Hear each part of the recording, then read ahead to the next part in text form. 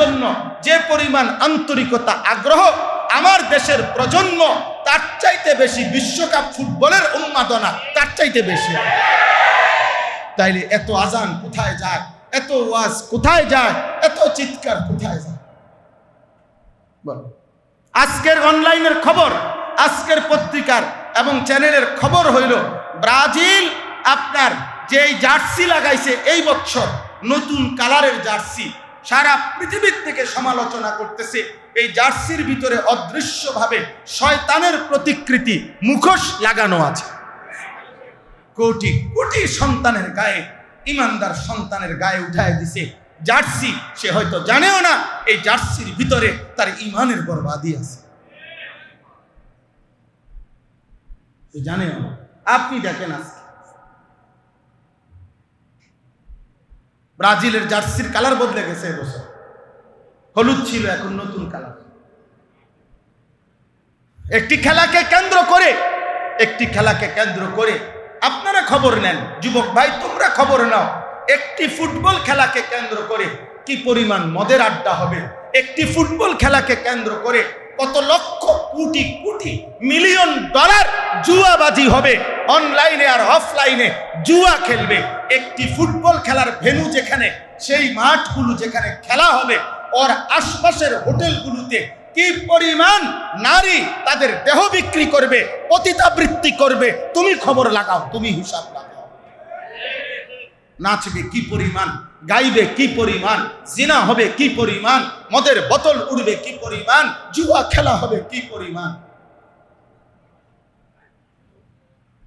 বলো না আব্বা, মুসলমানের সন্তান বলো আব্বা,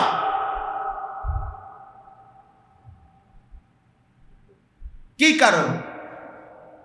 3 দেশে মিলে 3টা উদ্বোধনী অনুষ্ঠান হবে, 3টার মধ্যেই অর্ধ উলঙ্গ নারী নাচবে, উত্তাল নাচ হবে।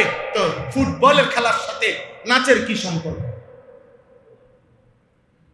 কথা বলেন না। ফুটবল খেলার সাথে মদের বোতলের কি সম্পর্ক? ফুটবল খেলার সাথে নারীর অশ্লীলতার, জিনার, ব্যভিচারের কি সম্পর্ক? তদুপরি সারা পৃথিবীর একজন বিবেকবান মানুষ বলুক, এই আন্তর্জাতিক এই ফুটবল খেলার দ্বারা ইসলাম আমনে রাখেন, কোরআন সুন্নাহ রাখেন, এমনিতে স্বাভাবিক বিবেচনায় মানবতার কি কল্যাণ, মানুষের কি কল্যাণ, এইটা বলেন। এটার মধ্যে কি কল্যাণ? এর দ্বারা কি পৃথিবীতে যুদ্ধ বন্ধ হবে? এর দ্বারা কি পৃথিবীতে শান্তি আসবে? এর দ্বারা পৃথিবীতে মানবতার, হিউম্যানিটির, মানবতার কোনো কল্যাণ আসবে কিছু? তো কি সেটা কি? সেটা কি? আমার ভাই বলো, বাইরে অনেক ছেলে আসো, তোমাদেরকে বলি ভাই, মুসলমানের সন্তান তোমরা বলো, ব্রাজিল এবং আর্জেন্টিনার সাথে আমাদের ধর্মের কোনো সম্পর্ক নাই, ইসলামের কোনো সম্পর্ক নাই, কোরআনের কোনো সম্পর্ক নাই।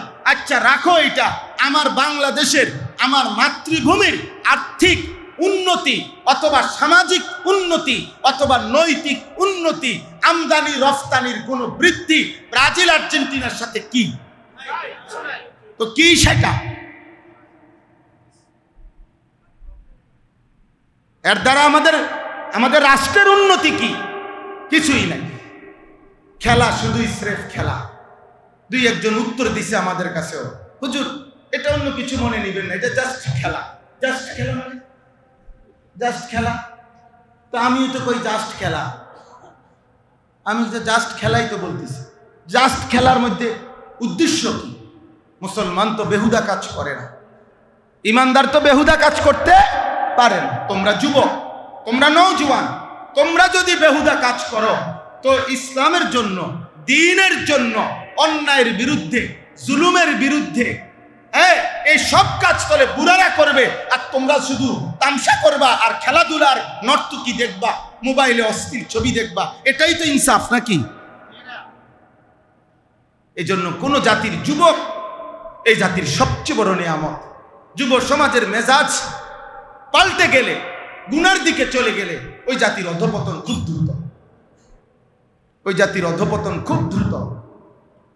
এজন্য আমি ব্যক্তিগত চেষ্টা করি আমার সাধ্যটুকু দিয়ে মুসলিম কিশোর নওজোয়ানদেরকে বলতে, দিবারাত্রি বলি, যখনই সুযোগ পাই বলি যে আমাদের এই ছেলেদের চেহারা দেখলে বোঝা যায় না এদের মাকে বাবাকে, এদের বংশ কি, এদের দেশ কোথায়, এদের আল্লাহর সাথে সম্পর্ক কোথায়, রসুলের সাথে সম্পর্ক কোথায়? 365 দিনে খোদার এক বছরে মুসলিম সন্তান একদিনও ফজরের নামাজ পড়ে না। ওর বাবা মা বাইচা আছে কেমনে, ও বাইচা আছে কেমনে? এ কেমন কথা বলে? হযরত আব্দুল্লাহ ইবনে ওমর বলেন রাদিয়াল্লাহু তাআলা আনহুমা, ইজা ফাকাতনাল ইনসানা ফি সালাতিস সুবহি আসানা বিহিজ জান। হযরত আব্দুল্লাহ ইবনে ওমর বলেন, নবীজির সাহাবী, যে নবীজির জামানায় আমরা, আমাদের নবীজির জামানায় আমরা কাউকে ফজরের নামাজে অনুপস্থিত দেখলে খোদার কসম তিনি বলেন আমরা তাকে দুইটা জিনিস ভাবতাম, হয়তো অসুস্থ রোগাক্রান্ত, নয়তো মুনাফিক। হয় শরীরের কোনো সমস্যা, নয়তো ইমানের সমস্যা। নয়তো কিসের সমস্যা? ইমানের সমস্যা, মুনাফিক। হযরত উবাই ইবনে কাব রাদিয়াল্লাহু তাআলা আনহু বলেন, নবীজির জামানায় নবীজি প্রায় ফজরের নামাজের পরে তিনি যাকেই সন্দেহ করতেন ফজরের জামাতে খুঁজতেন। ফজরের জামাতে না পেলে নবীজি বলতেন, নিশ্চয়ই এশা এবং ফজরের নামাজ মুনাফিকদের জন্য আদায় করা কঠিন। এই কথাটা বলতেন। বিশুদ্ধ হাদিস, আল্লাহ নবী সাল্লাল্লাহু আলাইহি সাল্লামের বিশুদ্ধ হাদিস। আল্লাহ আমাদেরকে মাফ করে দেন, আল্লাহ আমাদেরকে তৌফিক দান করেন। আমরা ফজরের মুসল্লি বাড়ান, ফজরের মুসল্লি বাড়ান। প্রত্যেক মসজিদের ইমাম সাহেব, মুয়াজ্জিন সাহেব, মসজিদ কমিটি, মসজিদ মহল্লার নওজোয়ান যুবক ভাই সবাই মিলে ঘরে ঘরে বন্ধুদের সাথে সম্পর্ক করো, ফজরের মুসল্লি বাড়াও। ফজরের মুসল্লি বাড়বে যেদিন জুমার মুসল্লি আর ফজরের মুসল্লি সমান হবে ইনশাআল্লাহ। এটা আসমানি ভবিষ্যৎবাণী আছে, আল্লাহর নবীর ভবিষ্যৎবাণী আছে। সেদিন দাজ্জালের বিরুদ্ধে ইমানদার মাহদী এবং ঈসার চূড়ান্ত বিজয় হবে। আল্লাহর পুরা জমিনে কালেমার পতাকা উঠবে ইনশাআল্লাহ, ইনশাআল্লাহ, ইনশাআল্লাহ। আরেকটা জিনিস মনে রাখবেন, নবী সাল্লাল্লাহু আলাইহি সাল্লাম যা বলেছেন তা তো হবেই হবে। আপনি যদি বলেন অতি আবেগ, অতি উৎসাহ, আপনি যদি বলেন ভাবতে পারে, আপনি যদি বলেন মাইক পাইয়া চিল্লাইছে আর কি, না না, আপনি আমাকে ব্যর্থ মনে করতে পারেন, কিন্তু রাসূলুল্লাহ সাল্লাল্লাহু আলাইহি সাল্লামের কথা মিথ্যা হবে না, হবে না, হবে না, বেটা হবে না। নবী সাল্লাল্লাহু আলাইহি সাল্লাম বলছে, ফজরের মুসল্লি মাহদীকে খুঁজে পাবে, ফজরের মুসল্লি ঈসাকে খুঁজে পাবে, ফজরের মুসল্লি মাহদী এবং ঈসাকে সাথে নিয়ে দাজ্জালের বিরুদ্ধে, ইহুদিদের বিরুদ্ধে চূড়ান্ত লড়াই করবে ইনশাআল্লাহ, ইনশাআল্লাহ। আল্লাহ তাআলা আমাদেরকে তৌফিক দান করেন। আমরা আমাদের জিন্দেগির সংশোধন দরকার। সারা পৃথিবীর আমরা মুসলমান, এখানে যারা আমরা আছি ভাইয়া, আমাদের প্রত্যেকের আমাদের জীবন আমরা সুন্দর করা দরকার। 3টা জিনিস আমাদের জীবন: 1 নাম্বার ঈমান, 2 নাম্বার তাকওয়া, 3 নাম্বার ইস্তিগফার ও তওবা। 1 নাম্বার আখিরাতের সফলতার জন্য প্রথমত ঈমান জরুরি, দ্বিতীয়ত তাকওয়া। তাকওয়া মানে গুনাহ থেকে মুক্ত থাকা, ইবাদতে লেগে থাকা। গুনাহ আমি করব না, আমল আমি ছাড়ব না, এর নাম কি? তাকওয়া। এবার 3 নাম্বার হলো ইস্তিগফার এবং তওবা। মানে কি? মানে এই মাঝখানের যে কথাটা আমি বলছি, গুনাহ আমি করব না, আমল আমি ছাড়ব না, এটা তো আমি বললাম, এটার উপরে তো আমি মজবুত আছি, আমি তো অব্যাহত চেষ্টা করছি, কিন্তু এটাই বাস্তব যে শত সতর্কতা, শত চেষ্টা, শত সচেতনতার পরেও আমার দ্বারা গুনাহ হবে, আমার আমল ছুটবে। আল্লাহ বলছে কোনো অসুবিধা নাই, যখনই গুনাহ হবে ইস্তিগফার করো, গুনাহ ছেড়ে দিয়ে মাফ চাও। যখনই গুনাহ হবে আবার তওবা করো, ইবাদত নতুন করে শুরু করে আমার কাছে ফিরে আসো। কয় জিনিস? ঈমান বলেন, তাকওয়া, ইস্তিগফার ও তওবা। এই 3 জিনিস আমাদের জীবন, আখিরাতের জিন্দেগি। এই 3 জিনিস, ঈমান লাগবে, তাকওয়া লাগবে। যখনই তাকওয়া ছুটবে ইস্তিগফার ও তওবা দিয়ে ঠিক করে নিন। কোনো ব্যক্তি মনে করেন যদি বলে যে উনি আজকে 40 বছর যাবত এত বড় আল্লাহর ওলি যে উনি সবসময় ওযু অবস্থায় থাকে, এমন আল্লাহর নেক বান্দাদের নাম পৃথিবীতে আছে না? হ্যাঁ, তাহলে বোঝা গেল উনি কোনোদিন পেশাব করে না। না, উনি কোনোদিন বাথরুমে যায় না। কে লেগে যাবে? উনি না 40 বছর সর্বদা অজুর উপরে আছে। তো তুমি পেশাব করলে অজু তো থাকলো না, অজু অবস্থা। বুঝাই গেল, এর অর্থ হলো এটাই বুঝাইতে চাচ্ছে, যখনই ওনার অজু ছুটে যায় উনি সাথে সাথে কি করে ফেলে? অজু করে ফেলে। এমন লোকের মাঝখানের এই 2 মিনিট, 10 মিনিট, আধা ঘন্টা, 20 মিনিট অজুবিহীন না থাকাকে অজুবিহীন না থাকা হিসাবে গণ্য হয় না, মাঝের গ্যাপটাকেও অজুওয়ালাই বলা হয়। তো ঠিক তেমনি ভাবে আমি তো বন্দেগী করেই যাব, আমি গুনাহ ছাড়তেই থাকবো, কিন্তু আমার জিন্দেগির সিদ্ধান্ত যখনই গুনাহ হবে তখনই আমি আবার ঘুরে দাঁড়াবো। যখনই গুনাহ হবে আমি ছেড়ে দিয়ে মাফ চেয়ে নতুন করে আবার ইবাদত শুরু করে দেব। তো আসমানওয়ালা বলবে, ফেরেশতা আমার এই বান্দা পুরা মৃত্যু পর্যন্ত গুনাহবিহীনই ছিল, ইবাদতওয়ালাই ছিল। ফেরেশতা যদি বলে মাঝে মাঝে যে গুনাহ করছে, আল্লাহ বলবে না, মাঝে মাঝে গুনাহ করছে এদূর দেখছো, ইস্তেগফার করছে যে দেখো নাই, তওবা করছে যে দেখো নাই, ও চোখের পানি দেখো নাই, ও কানছে যে দেখো নাই। আল্লাহ আমাকে কবুল করেন। অতএব আব্বা, এটা জরুরি, ইস্তেগফার ও তাওবা আমাদের জিন্দেগির জন্য। গুনাহ আমাদের হবে, কিন্তু গুনাহ আমার সিদ্ধান্ত থাকতে হবে, আমি ডিটারমাইন। মায়ের সিদ্ধান্ত এই বাচ্চাটাকে হাঁটা শিখাইতে হবে। এই জন্য বাচ্চাটা 10 কদম হাঁটা পড়ে গেছে, মা আবার ঘুরে দাঁড় করাইছে, সে আবার দাঁড়াইছে। এবার 20 কদম হাইটা পড়ে গেছে, আবার ঘুরে দাঁড়াইছে। এবার 30 কদম হাইটা পড়ে গেছে, আবার ঘুরে দাঁড়াইছে। এবার 40 কদম হাইটা পড়ে গেছে, আবার ঘুরে দাঁড়াইছে। এভাবে এটাই সহজ হিসাব যে হাঁটার গতি, হাঁটার পরিমাণ বাড়ে, পড়ে যাওয়ার পরিমাণ কমে। একটা পর্যায়ে হইতে পারে এবার 100 বার 100 কদম হাইটা এইবার পড়ছে, এইবার উঠে দাঁড়াইয়া এবার যখন হাঁটে 200 কদম হয়ে গেছে, 400 কদম হয়ে গেছে, সন্তান এইবার আর পড়ে না, এইবার ফুলা দৌড়ায়। এবার শুধু আর হাঁটে না, এবার কি করে? দৌড়ায়। তো আল্লাহর বান্দা গুনাহ হয়ে গেছে, তওবা করে, গুনাহ হয়ে গেছে, আবার তওবা করে, আবার তওবা করে, আবার তওবা করে। আল্লাহ তাআলা একটা পর্যায়ে বান্দাকে বলে, আল্লাহ বান্দাকে বলে, বান্দা যা, এবার আমি তোকে ধরে রাখবো, গুনাহই আর হবে না, ইবাদতই আর ছুটবে। ফাকুনতু সামআহু আল্লাযী ইয়াসমাউ বিহি ওয়া বাসারাহু আল্লাযী ইউবসিরু বিহি। আমি তার হাত হয়ে যাব, কান হয়ে যাব, চোখ হয়ে যাব, পা হয়ে যাব। আমি তাকে ভালোই বাসি, আমি ভালোবাসলে গুনাহ হতেই দেব। সুবহান। শেষ কথা। অতএব আজকে এতটুকু কথা। 1 নাম্বার কথা হলো ইসলাহ জরুরি, আমাদের জীবনের সংশোধন কি জরুরি। কার কার জরুরি? সবার। কার কার জরুরি বলেন? সবার সবার, আমারও আপনাদের, বড় হুজুরেরও, মাজারি হুজুরেরও, ছোট হুজুরেরও, ইমাম সাহেবেরও, মুয়াজ্জিন সাহেবেরও, খাদেম সাহেব, সবার ইসলাহ জরুরি, একবারে সবার জরুরি। আর ইসলাহের জন্য একাকী নিজে নিজে যে হুজুর আমি ভালো হয়ে চলবো, না, আপনি পারতেন না। এটা সিস্টেম নাই, যেটা সিস্টেমে নাই এটা আপনি পারতেন না। নিজে নিজে ভালো হয়ে চলা যায় না। নিজে নিজে একলা চললে আল্লাহ নবী সাল্লাল্লাহু আলাইহি সাল্লাম বলছে শয়তান তাকে ধরে ফেলে।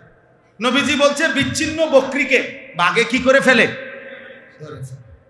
একলা চললে হবে না, কাজে কারো তত্ত্বাবধানে চলতে হবে, কোন আল্লাহওয়ালার তত্ত্বাবধানে চলতে হবে। আমার শায়েখ আল্লামা মুফতি মুশতাকুন নবী কাসিমি, হ্যাঁ,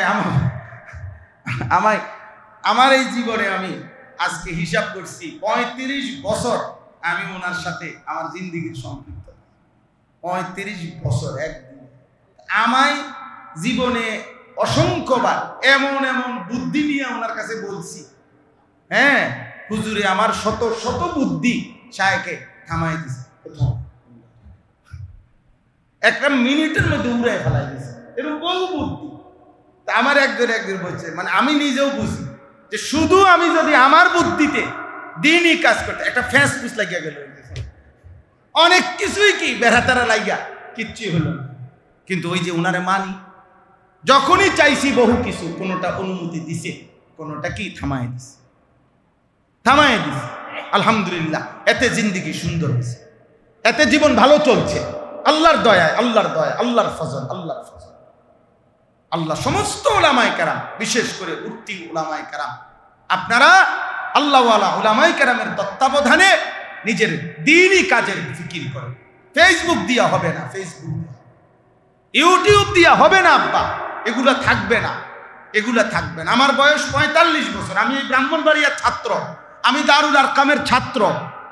সর্বপ্রথম যেই ছাত্রদেরকে দিয়ে দারুল আরকাম মাদ্রাসা শুরু হয়েছে, আমি সেই বেইসের ছাত্র।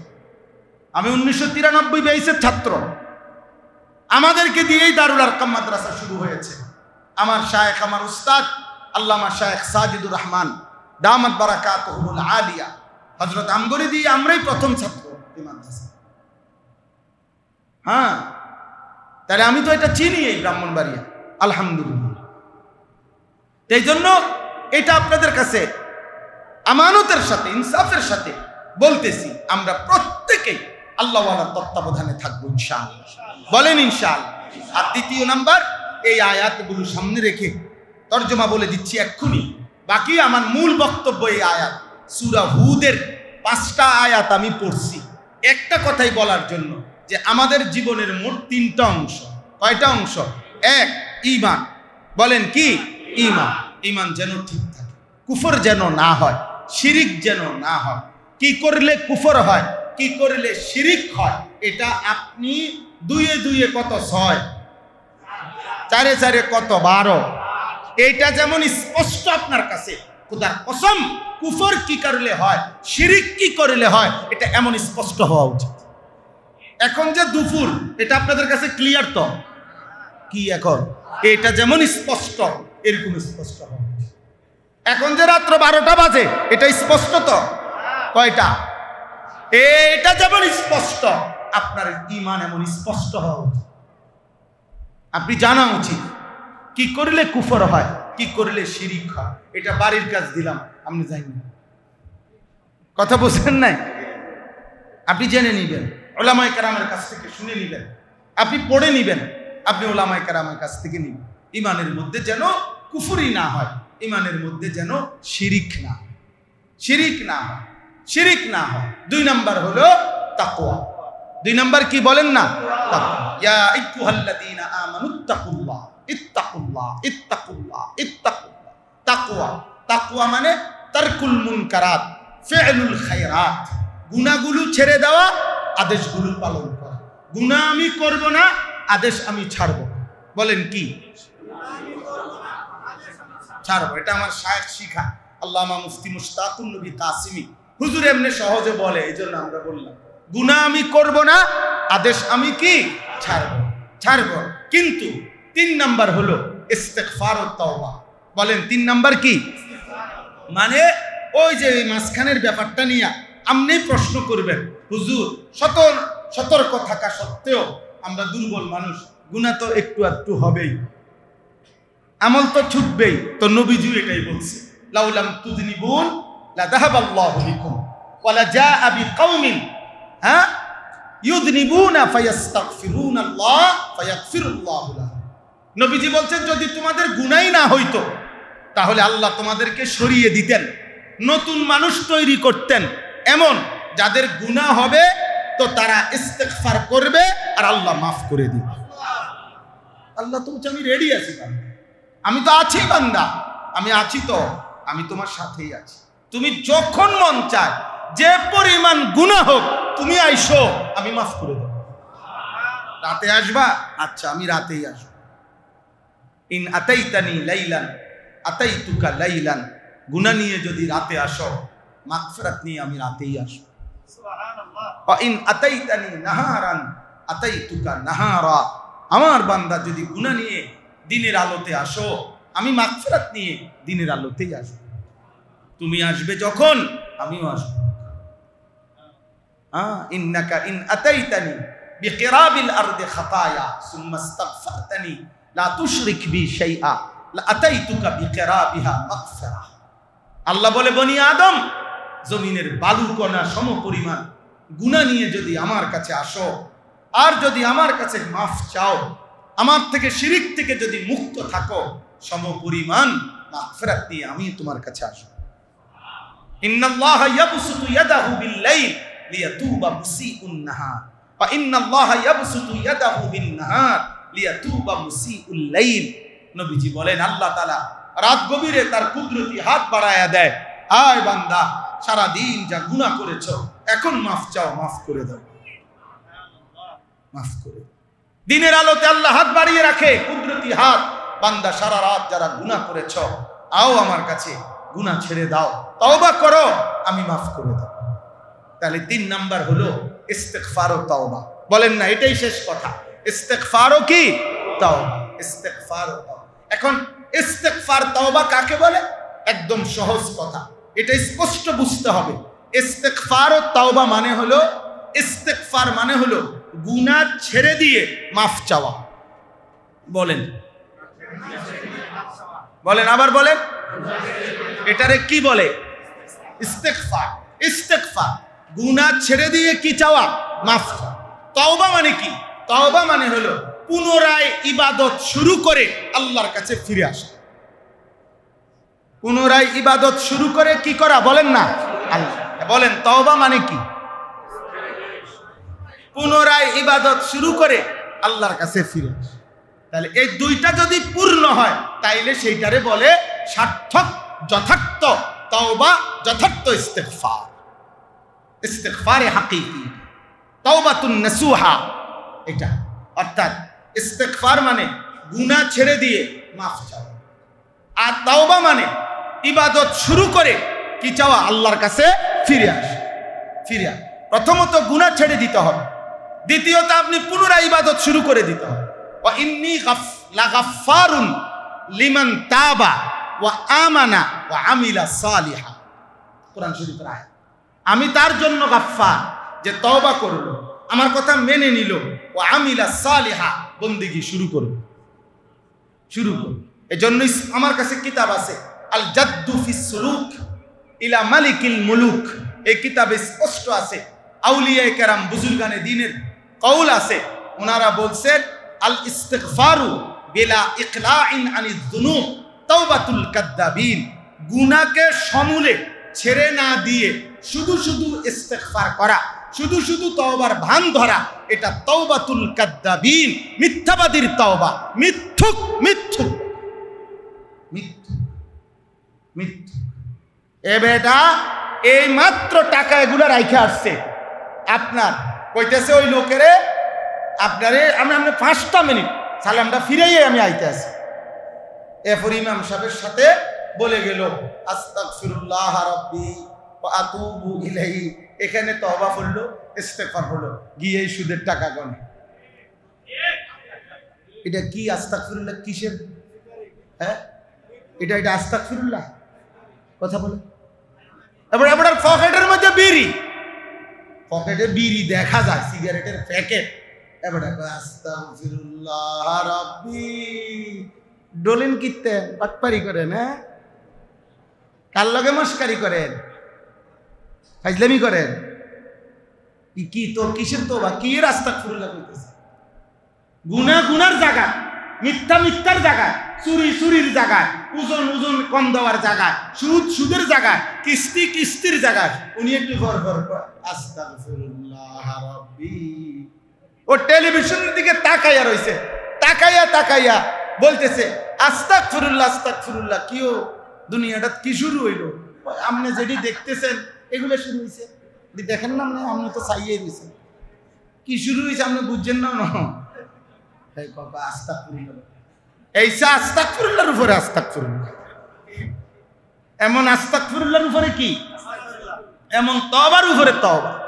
এটা মজার একটা ঘটনা আছে, হাকিমুল উম্মত না করাচি হজরত কুতবে আলম হজরত মাওলানা শাহ হাকিম মোহাম্মদ আখতার রহমতুল্লাহ আলাইহি, ছোট্ট ঘটনা।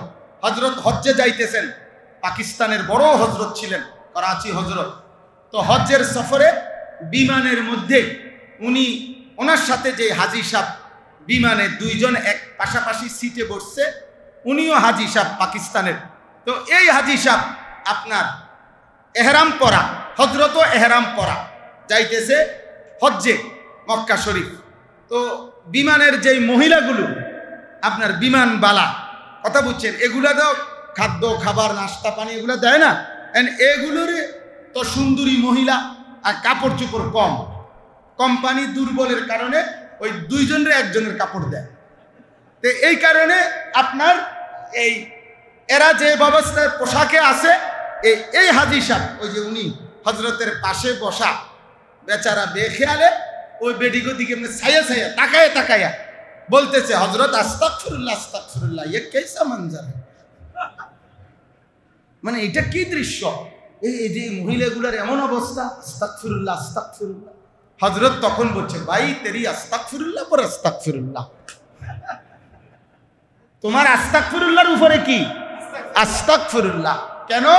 আরে পহলে তো নজর হটাও ফের আস্তাগফিরুল্লাহ পড়ো, আগে তো কি সরাও, চোখ সরাও। তুমি যে তাকাইয়াই রইছো বেডির দিকে, তাকাইয়া তাকাইয়া বলতেছো আস্তাগফিরুল্লাহ, ये कैसा আস্তাগফিরুল্লাহ। এই আস্তাগফিরুল্লাহর উপরে কি, তাহলে আগে তো কি করো, এই অর্থ হলো আগে গুনাহ ছাড়ো, আগে কি ছাড়ো, গুনাহ ছাড়ো, নতুন করে বন্দেগী শুরু। আল্লাহ তাআলা আমাদেরকে তৌফিক দান করেন। এই কথাটাই এখানে আমি আপনাদের কাছে পড়েছি, এই 1 মিনিটে তর্জমা শুনেন। আল্লাহ তাআলা বলেন আলিফ লাম র, 3টি অক্ষর যার অর্থ আল্লাহ এবং তার রাসূলই ভালো জানেন। কিতাবুন উহকিমাত আয়াতুহু, আল্লাহ তাআলা বলেন কিতাবুন উহকিমাত আয়াতুহু। এই এক শব্দের অনেক ব্যাখ্যা, বাকি এতটুকু কথা যে আল্লাহ তাআলা বলেন, বন্ধু যেই কোরআন আমি নাজিল করেছি এর সকল বক্তব্য, সকল বিধান, প্রত্যেকটি হুকুম, শরীয়তের প্রত্যেকটা আইন, প্রত্যেকটা বিধান, প্রত্যেকটা ফয়সালা উহকিমাত, শতভাগ যুক্তি প্রমাণ, ইনসাফ, পরিবেশ, যুগ চাহিদা, সর্বযুগে সর্বকালে শতভাগ মজবুত, সুদৃঢ়, যৌক্তিক, ইনসাফপূর্ণ। ইনসাফ। এজন্য আমরাও যদি কেউ কোনোদিন পৃথিবীর কোনো নাস্তিক কিংবা কোনো মুরতাদ অথবা কোনো ভদ্রবেশী মুসলমানকেও মনে করেন, আমরাও যদি কেউ বুঝাইতে নাও পারি, তারপরও এটাই সত্য, আল্লাহর কোরআনের বিধান, শরিয়ার আইন ইনসাফপূর্ণ, যৌক্তিক। এটাই সত্য। এবং বুঝাইবার জন্য ইনশাআল্লাহ, হয় আমি পারলাম না, ওয়া ফাওকা কুল্লি যি ইলমিন আলিম, ইনশাআল্লাহ আল্লাহর জমিনে হর জামানায় আল্লাহ তাআলা তার কোরআনের বিধান বুঝাইয়া বলার জন্য উপযুক্ত, লায়েক, মজবুত আলেমে দ্বীন তৈরি করেছেন, করতে থাকবেন। কিতাবুন উহকিমাত আয়াতুহু, মুহকাম, মজবুত, সুদৃঢ়, যুক্তিতে প্রমাণে। সুম্মা ফুসসিলাত মিন লাদুন হাকীমিন খাবীর, অতঃপর আল্লাহর পক্ষ থেকে এই কোরআনের বিস্তারিত বিধান, আয়াত পাঠানো হয়েছে। এরপরে আল্লাহ বলেন, হে নবী, আপনি প্রথম এই কথাটা আমার বান্দাদেরকে বলেন, আল্লাহ তা'বুদু ইল্লাল্লাহ, কোনো অবস্থাতে আল্লাহ ভিন্ন অন্য কারো ইবাদত করো না। তাহলে ইবাদত করতে হবে কার? আল্লাহ। ঈমানের বিশুদ্ধতা, ইবাদতের বিশুদ্ধতা, আল্লাহর সাথে সম্পর্কের বিশুদ্ধতা ঠিক রাখতে হবে। প্রথম জরুরি আল্লাহর সাথে সম্পর্ক ঠিক রাখা। কার সাথে সম্পর্ক ঠিক রাখা? ইন্নানি লাকুম মিনহু নাযীরুম ওয়া বাশীর, নিশ্চয়ই আমি, নবীকে আল্লাহ বলছে, আপনি বলেন নিশ্চয়ই আমি আল্লাহর পক্ষ থেকে তোমাদেরকে জাহান্নামের ভয়ও দেখাচ্ছি, জান্নাতের সুসংবাদও শোনাচ্ছি। সুবহানাল্লাহ। এরপরে এই যে কথাটা বলে শেষ, ওয়া আনিস্তাগফিরু রাব্বাকুম সুম্মা তুবু ইলাইহি, আল্লাহ তাআলা বলেন, হে নবী, আপনি বলে দেন, হে আল্লাহর বান্দারা, তোমরা সকলেই যাবতীয় গুনাহ ছেড়ে ইস্তিগফার করো, ক্ষমা প্রার্থনা করো। সুম্মা তুবু ইলাইহি, অতঃপর আমল শুরু করে আল্লাহর নিকট তওবা করো, মানে ফিরে আসো। আল্লাহ বলেন, যদি ইস্তিগফার এবং তওবা ঠিকমতো করতে পারো, আমি আল্লাহ 2টা পুরস্কার দেব। কয়টা? 1, ইউমাত্তিউকুম মাতাআন হাসানান ইলা আজালিম মুসাম্মা, বাকিটুকু হায়াত, দুনিয়ার বাকিটুকু জীবন, যেটুকু তোমার হায়াত, ওইটুকুতে দুনিয়ার সমস্ত প্রয়োজনীয় তোমার উপকরণ আমি সর্বোত্তম পবিত্র হালাল বৈধ যা তা দিয়ে তোমার পূরণ করে দেব। আমি সব দেব দুনিয়া, শুধু দেব না হাসানান, উত্তমটা হাত উত্তম। নারীর চাহিদা তোমার আমি পূরণ করে দেব পবিত্র স্ত্রী দিয়ে, নর্তকী দিয়া, মোবাইলের উলঙ্গ নারী দিয়া না, সিনেমার নর্তকী দিয়া না, রাস্তার বেহায়া নারী দিয়া না। আল্লাহ বলেন আমার কাছে থাকো, আমি তোমাকে শতভাগ পবিত্র নারী উপহার দেব, স্ত্রী উপহার দেব। আমার কাছে থাকো তো শুধু টাকা না, আমি তোমাকে হালাল টাকা দেব। হালাল কোন টাকা? সব প্রয়োজন পূরণ করবে। আল্লাহ তাআলা বলছে হাসানান, উত্তম, পবিত্র, হালাল, বৈধ, এর মাধ্যমে আল্লাহ দুনিয়ার প্রয়োজন পূরণ করবে। ওয়ায়ুতি কুল্লাদি ফাদলিন ফাদলা। আর দ্বিতীয় নাম্বার, আল্লাহ তাআলা বলেন তোমার প্রত্যেকটি নেক আমলের বিনিময় আমি আল্লাহ আখিরাতে সর্বোত্তম বিনিময় জান্নাত দান করব। ওয়া ইন তাওয়াল্লাও, হে নবী বলেন যদি আল্লাহর থেকে মুখ ফিরিয়ে নাও, গুনার মধ্যেই লেগে থাকো, ফা ইন্নী আখাফু আলাইকুম আযাবা ইয়াউমিন কাবীর, তাহলে আমি আল্লাহর পক্ষ থেকে তোমাদের জন্য কিয়ামতের ভয়ানক আযাবের ভয় করছি। অতএব আযাবের মুখোমুখি হবে। ইতিপূর্বে এখানে আছে সামনের আয়াতগুলোতে, ইতিপূর্বে বারবার আমার নাফরমান বান্দা আযাবের মুখোমুখি হয়েছে। অতএব তোমরাও আল্লাহর আযাবের মুখোমুখি হবে। ইলাল্লাহি মারজিউকুম, কেন? কারণ ঘুরে ফিরে আজ না হোক কাল, সুখে কিংবা দুঃখে, রাতে কিংবা দিনে, রাজপ্রাসাদ কিংবা কুড়ে ঘরে, যেখানেই থাকো না কেন, ক্ষমতার উচ্চ পর্যায়ে অথবা নিম্নে, একদিন সকলকেই আল্লাহর কাছেই ফিরতে হবে। অহুয়া আলা কুল্লি শাইইন কাদির, আর তিনি সব বিষয়ে পূর্ণ ক্ষমতাবান। কাজেই তিনি অনুগতকে পুরস্কার দিতেও সক্ষম, তিনি নাফরমানকে শাস্তি দিতেও সক্ষম। সর্বশেষ হলো আলা ইন্নাহুম ইয়াসমুনা সুদুরাহুম লিয়াস্তাখফু মিনহু আলা হিনা ইয়াস্তাকশুনা সিয়াবাহুম ইয়ালামু মা ইউসিররুনা ওয়া মা ইউলিনুন ইন্নাহু আলিমুম বিদাতিস সুদূর। এটা তরজমা আমি একসাথে বলি। অর্থ হলো মক্কার কাফেররা নবী সাল্লাল্লাহু আলাইহি সাল্লামকে দেখলে দুইটা আচরণ করত। এক নাম্বার, অনেক কাফের নবীজিকে দেখলে এরকম কোমর মানে বুক এরকম বাঁকা করে দিত, এরকম মাথা নুয়াইয়া একেবারে ছোট হইয়া বুকেরে ভাঁজ করে ফেলতো আর কি, দুই ভাঁজ। ইয়াসমুনা সুদুরাহুম, বুকেরে ভাঁজ করে ফেলতো, লিয়াস্তাখফু মিনহু, যেন মুহাম্মদ দেখতে না পায়। এই হলো এক বদভ্যাস ছিল। দুই নাম্বার হলো মাঝে মধ্যে তারা আল্লাহর নবীর বিরুদ্ধে পরামর্শ করার জন্য নিজেরা চাদর দিয়া একেবারে শরীর ঢাইকা, মুখ ঢাইকা, আস্তে আস্তে চুপে চুপে কথা বলতো আসিররু কাওলাকুম লিআন লা ইয়াসমা ইলাহা মুহাম্মদ, আস্তে আস্তে কও, আস্তে, মুহাম্মদের খোদা যেন শুনতে না পায়। আল্লাহ তাআলা বলেন আলা হিনা ইয়াস্তাকশুনা থিয়াবাহুম ইয়ালামু মা ইউসিররুনা ওয়া মা ইউলিনুন। বন্ধু বলেন ওরা যখন চাদর দিয়ে শরীর ঢাইকা গোপনে গোপনে বলে অথবা জোরে বলে, আল্লাহ সবই শুনে। তিনি শুধু শুনে না, তারা যদি না বলে মনে মনেও যদি কল্পনা করে, ইন্নাহু আলিমুম বিদাতিস সুদূর, অন্তরের গভীরে যা আছে আল্লাহ তাও জানে কিনা বলে।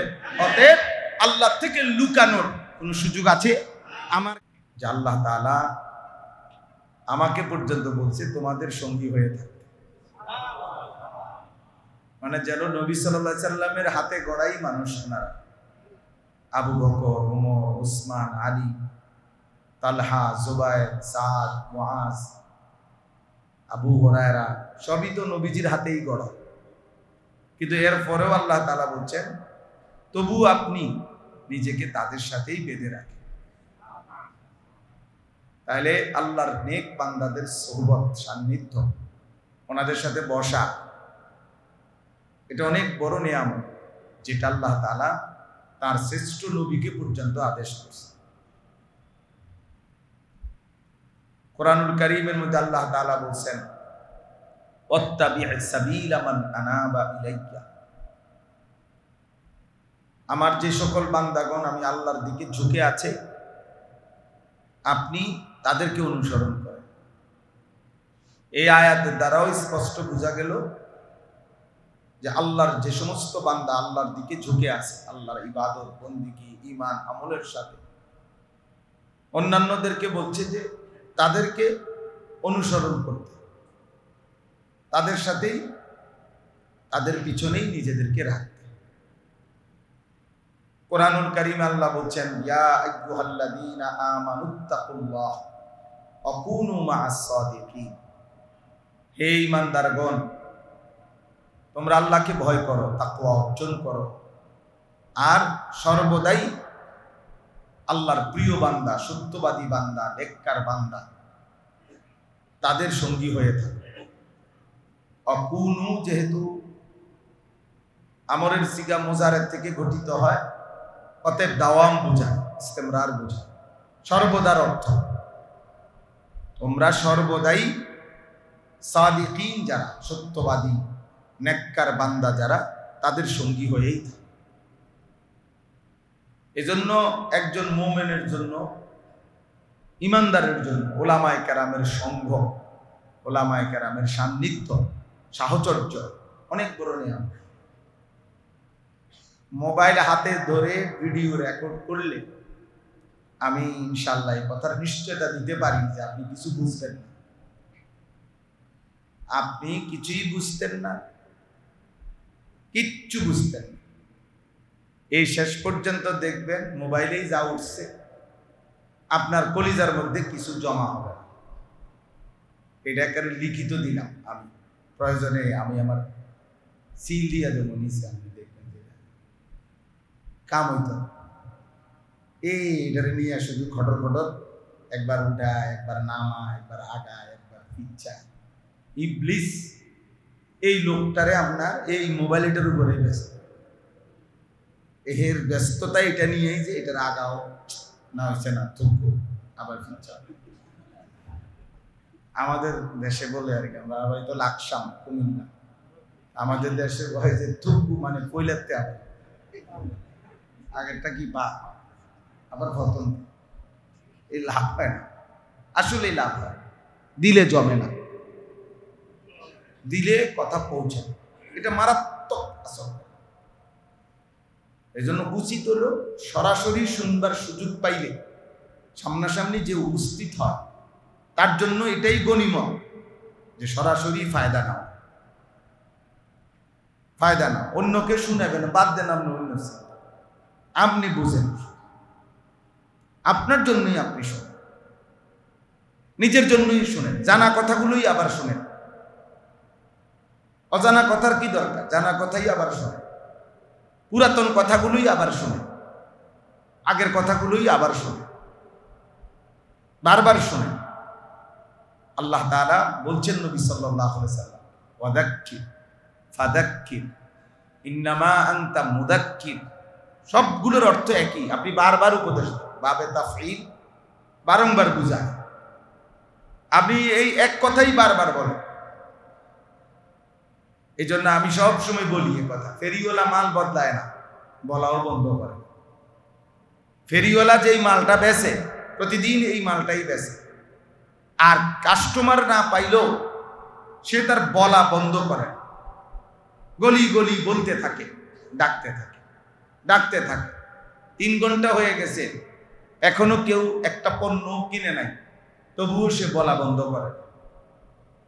এই জন্য ফেরিওয়ালা মালও বদলায় না, বলাও কি করে না, বন্ধ। আল্লাহর কথা বলতেই হবে, আল্লাহর কথা বলতে হবে, একই কথা, এক কথাই বলতে হবে। কারণ মূলত কোনো আশ্চর্য বক্তা বা কোনো অবাক করা কথা, বিরাট কারো কোনো বক্তব্য, কোনো চমৎকার উপস্থাপনা, কোনো কিছুর মধ্যেই হেদায়েত নেই। হেদায়েত আল্লাহর ফয়সালা। ওয়ালা ইয়ানফাউকুম নুসহি ইন আরাদতু আন আনসাহা লাকুম ইন কানা আল্লাহু ইউরিদু আন ইউগফিয়াকুম। এই সূরাতে আছে, আমি যে সূরা এখন পড়ছি সূরা হুদ, এই সূরার মধ্যে আছে নূহ আলাইহিস সালামের কওম। 950 বছর নূহ আলাইহিস সালাম মানুষকে আল্লাহর দিকে ডাকছে। এটা এমনি গল্প শোনা তো স্বাভাবিক, কিন্তু 950 বছর একজন মানুষ দিবা নিশি লাইলাউ ওয়া নাহারা, দিবা নিশি আল্লাহর কথা, রাত্র দিন বলছে, আল্লাহর কথা বলে গেছে। কি পরিমাণ ধৈর্য, কি পরিমাণ বলছে। একই এলাকায়, এমন না যে আজকে চিটাগাং, কালকে সিলেট, পরশুদিন খুলনা, অমুক দিন বরিশাল, এমন একই নির্দিষ্ট জনবসতি, প্রজন্মের 7 পুরুষ কবরে গেছে, অর্থাৎ একই ফ্যামিলির পরপর 7 জন জেনারেশন কবরে গেছে।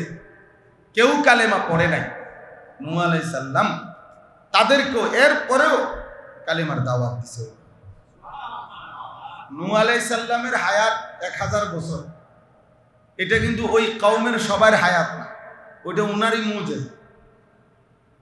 বুঝেন নাই? মানে এটা এমন না যে ওই মানুষ এগুলো সবাই 950 বছর হায়াত পাইছে, এমন না। শুধু এটা নূহ আলাইহিস সালামের কি ছিল? আল্লাহর পক্ষ থেকে মুজিজা। অন্যান্য মানুষ কিন্তু স্বাভাবিক কি করত? মৃত্যুবরণ করছে। নবী এবং পাবলিক সবাই একরকম হায়াত চলাছিল। তাহলে উনি একই ঘরের মনে করেন দাদা মরছে, বাপ মরছে, বাপের ফুট মরছে, ফুট মরছে, এমনি এমনি 7 পুরুষ পর্যন্ত বলছে। কেউ কালেমা আনে নাই, কিন্তু এরপরেও তিনি সেই ঘরে আবার কালেমার দাওয়াত নিয়ে আসছে। আমার বলার উদ্দেশ্য হলো, এত মেহনতের পরেও তিনি বলতেন, কোরআন শরীফে আছে, ওয়ালা ইয়ানফাউকুম নুসহি ইন আরাদতু আন আনসাহা লাকুম, আমি যতই চাই তোমাদেরকে উপদেশ দিতে, আমার উপদেশ কোনো উপকার করবে না, কোনো উপকারে আসবে না। ইন কানাল্লাহু ইউরিদু আন ইউগফিয়াকুম, যদি আল্লাহ তাআলা তোমাদের ব্যাপারে ইচ্ছে করে যে তোমাকে আল্লাহ গোমরাহ রাখবে, আল্লাহ তোমাকে পথ দিবে না, হেদায়েত দিবে না, তো আমার 950 বছর না, 9.5 লক্ষ বছরও কোনো বলার দ্বারা ফায়দা। হুয়া রাব্বুকুম ওয়া ইলাইহি তুরজাউন, তিনিই তোমাদের রব, তার কাছেই তোমাদেরকে ফিরতে হবে। এজন্য আল্লাহর কাছে হেদায়েত চাইতে হয়, আল্লাহর কাছে তৌফিক চাইতে হয়, নিজের জন্য, বংশধর।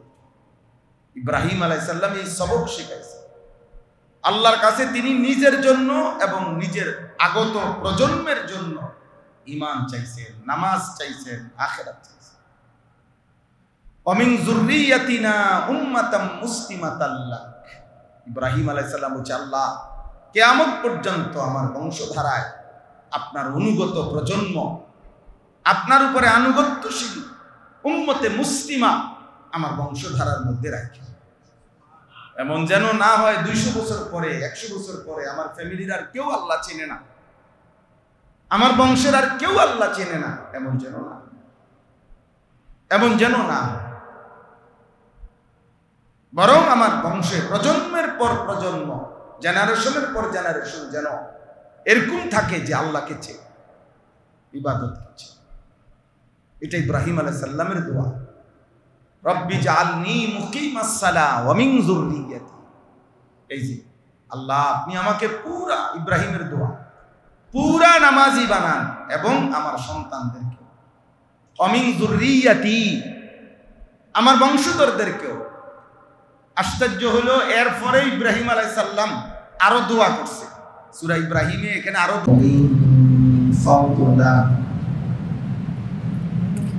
وَإِن تَوَلَّوْا فَإِنِّي أَخَافُ عَلَيْكُمْ।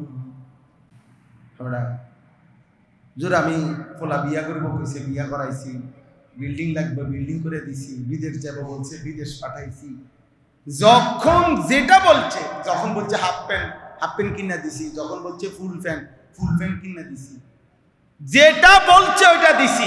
এখন যদি নামাজ না পড়ে, আল্লাহ না চিনে, আমি কি করতাম? এইলো আমাদের আচরণ। তা আমি এই জন্য বলি না, আপনি এখন কি করবেন, আর আপনি এখন বন দিয়া চা দিয়া ভিজাই খাবেন, আপনার যে তার কাম নাই, আমি কি। অথচ একজন পিতার সার্বক্ষণিক দায়িত্ব, অভিভাবকের সার্বক্ষণিক দায়িত্ব, নিজের অধীনস্থ স্ত্রী, সন্তান, পরিবারের জন্য আল্লাহর কাছে আখিরাত চাও, হেদায়েত চাও, তৌফিক চাও, তৌফিক। রব্বানা হাব লানা মিন আজওয়াজিনা ওয়া যুররিয়াতিনা কুররাতা আয়ুন। তো আল্লাহ তাআলা শিখাইছে, আল্লাহ বলছে আমার প্রিয় বান্দার দোয়া হলো এরকম যে আমার প্রিয় বান্দা দোয়া করে যে আল্লাহ আমার স্ত্রী সন্তানকে আমার চোখের শীতলতা বানিয়ে দেন, এমন বানিয়ে দেন যাদের দিকে তাকাইলে আমার চোখ ঠান্ডা হয়ে যায়। আর চোখের শীতলতা নামাজ। দুনিয়াতে কুররাতু আয়ুন কি? নামাজ। নবীজি বলছে অকুররাতু আইনি ফিস সালাত।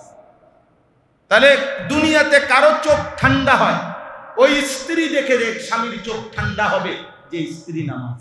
ওই ছেলে মেয়ে দেখে বাবার চোখ ঠান্ডা হবে, তৃপ্ত হবে ওই বাবার, খোদার কসম যে সন্তান নামাজি। নামাজ নামাজ বেনামাজি সন্তান 100 কোটি না 1000 কোটি টাকাও যদি উপার্জন করে আপনিও ব্যর্থ, আপনার সন্তানও ব্যর্থ,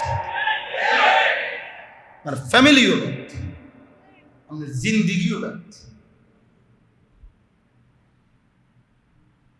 আল্লাহকে মানে না, সেজদা করে না, হালাল হারাম মানে না, এমন সন্তান পরিচয়ের মধ্যে কোনো সফলতার কিছু নেই, কামিয়াবির কিচ্ছু নাই, কামিয়াবির কিচ্ছু নেই। এই জন্য আল্লাহ তাআলার কাছে আখিরাত চাইতে হবে। কারণ আমাদের কারো কোনো, আমি এটাই বলতেছি না যে কথা থেকে চলে গেলাম, নবীজি দোয়া করতেন আল্লাহুম্মা ইন্নী আসআলুকাল হুদা ওয়াত তুকা ওয়াল আফাফা ওয়াল গিনা। আল্লাহ আপনার কাছে হেদায়েত চাই, তাকওয়া চাই, চরিত্রের পবিত্রতা চাই, দুনিয়া বিমুখতা চাই। আল্লাহুম্মা ইন্নী আসআলুকাল আফওয়া ওয়াল আফিয়া ফিদ দুনিয়া ওয়াল আখিরা। আজিমুশ শান দোয়া নবীজি। আল্লাহুম্মা আসলিহ লি শা'নি কুল্লা ওয়ালা তাকিলনি ইলা নাফসি তারফাতা আইন। আল্লাহ আমার পুরা জিন্দেগি ঠিক করে দেন, আপনি ইসলাহ করে দেন। আসলিহ, আল্লাহর কাছে নবী ইসলাহ চাইছেন। ইসলাহি মজলিস, ইসলাহ, ইসলাহ জিন্দেগির খোদার কসম হর মাখলুকের ইসলাহ জরুরি। ইসলাহ থেকে বিমুখ কেউ হইতে পারে না। কোন পীর, কোন বুজুর্গ, কোন আউলিয়া, কোন মাশায়েখ, কোন আলেম, কোন মুফতি, কোন মুহাদ্দিস, কোন মুহতামিম, সবচেয়ে বড় থেকে বড় ব্যক্তিও খুদ সাইয়্যিদুল আম্বিয়া ইসলাহ থেকে বাহিরে না। তিনি নাকি এটা কেন বললেন আল্লাহুম্মা আসলিহ লি শা'নি কুল্লা। নবীজি বলছেন আল্লাহ আপনি আমার পুরা জিন্দেগি ইসলাহ করে দেন। ওয়ালা তাকিলনি ইলা নাফসি তারফাতা আইন, এক পলকের জন্য, চোখের এক পলকের জন্য আপনি আমাকে আমার হাতে ছেড়ে দিয়েন না, আমার হাতে আমারে ছেড়ে দিয়েন না। আমি যদি আমার হাতে নিজেকে তুলে নেই তাহলে আমি আপনার থেকে বিচ্ছিন্ন হয়ে যাব। আপনি আমারে ধরে রাখেন, আপনি আমাকে ধরে রাখেন। এই ইসলাহি মাহফিলের আজকে আপনাদেরকে এটা বলবো, এটা প্রধান বিষয়। জিন্দেগির মূল একটা গুরুত্বপূর্ণ কামিয়াবি, সফলতা, কৃতকার্যতার জন্য, দুনিয়া আখিরাতের সমস্ত ভালাইয়ের জন্য সবচেয়ে বড় জরুরি হলো কেউ একজন যেন ধরে রাখেন। আমার জীবনে যেন এমন কেউ মিলে, যত বড় মানুষ, উঠতি নওজোয়ান আলেম যারা আমার চাইতে কম বয়সী, আপনাদের জন্য আমার এটা, মসজিদের ইমাম সাহেব যারা আমার চাইতে কম বয়সী, আপনাদের জন্য এটা। হ্যাঁ, যেটা দেখছেন সামনে ওইটাই আপনি মোবাইলের মধ্যে বুদ্ধি দেওয়া শুরু করে দিছেন। কার থেকে কি বুদ্ধি নিছেন? নিজের জিন্দেগি কি গঠন করছেন? মানুষ কি বুঝাই লইতেছেন? বলে ইসলাহ জরুরি, আমারও আপনাদেরও, ইমাম সাহেবেরও, মুসল্লি সাহেবের, পীর সাহেবের, সবাই সবাই। রাসূলুল্লাহ সাল্লাল্লাহু আলাইহি ওয়াসাল্লাম বলছেন আল্লাহ তাআলা আমাকে সর্বোত্তম ইলমও শিখিয়েছেন, আল্লাহ তাআলা আমাকে সর্বোত্তম আদবও শিখিয়েছেন। শিখিয়েছেন কিনা? আল্লামানি রব্বি ফাআহসানা তা'লিমি ওয়া আদ্দাবানি রব্বি ফাআহসানা তা'দীবি। একই হাদিস। ইলম এবং আদব নবীজিকে দুইটাই শিখাইছে কে? আল্লাহ। এবং দুইটাই আহসান, সর্বোত্তম, সর্বোত্তম। আল্লাহ তাআলা কোরআনুল কারীমে বলছে কাল্লা ইন্নাহা তাযকিরা। অন্ধ মানুষ দেখে মুখ ফিরাই নিলেন, তাকে বলতে দেরি করলেন নবী, কাজটা কিন্তু ঠিক হলো না।